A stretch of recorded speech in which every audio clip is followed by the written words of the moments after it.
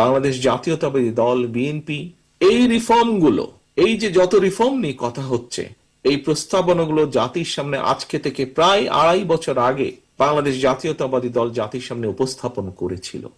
আমরা 31 দফা দিয়েছি।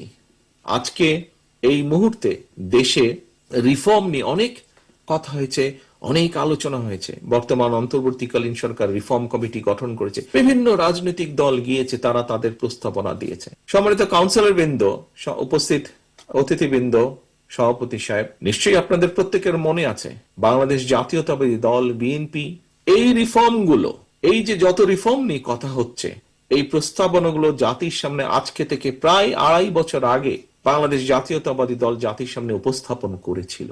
সেই কথাগুলি বিভিন্ন ভাবে আজকে সরকার গঠিত রিফর্ম কমিশন আলাপ করছে বিভিন্ন রাজনৈতিক দলের সাথে। সেদিন কেউ নয়, বিএনপি এবং বিএনপির সাথে যেই সমমনা রাজনৈতিক দলগুলো ছিল, যাদেরকে নিয়ে বিএনপি রাজপথে আন্দোলনে ছিল, যাদেরকে নিয়ে বিএনপি চেষ্টা করেছে স্বৈরাচারকে হঠাতে, জনগণের বুক ভরে শ্বাস নেওয়ার একটি পরিবেশ তৈরি করতে, সেই রাজনৈতিক দলগুলোকে সাথে নিয়ে বিএনপি 31 দফা বা রিফর্ম দিয়েছিল জাতির সামনে।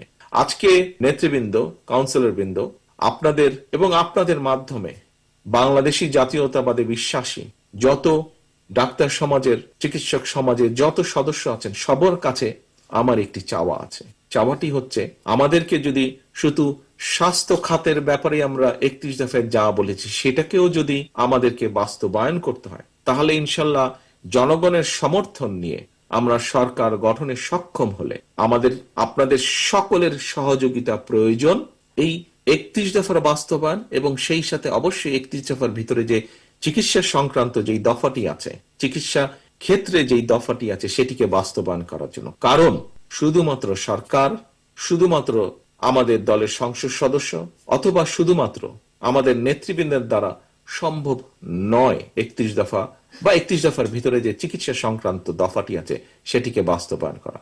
আমাদেরকে যদি এটি বাস্তবায়ন করতে হয়, অবশ্যই অবশ্যই এখানে উপস্থিত 3117 জন কাউন্সিলর সহ ড্যাবের যত কর্মী আছেন, যত সমর্থক আছেন, প্রত্যেকটি মানুষের সহযোগিতা প্রয়োজন বাস্তবায়ন করতে হলে।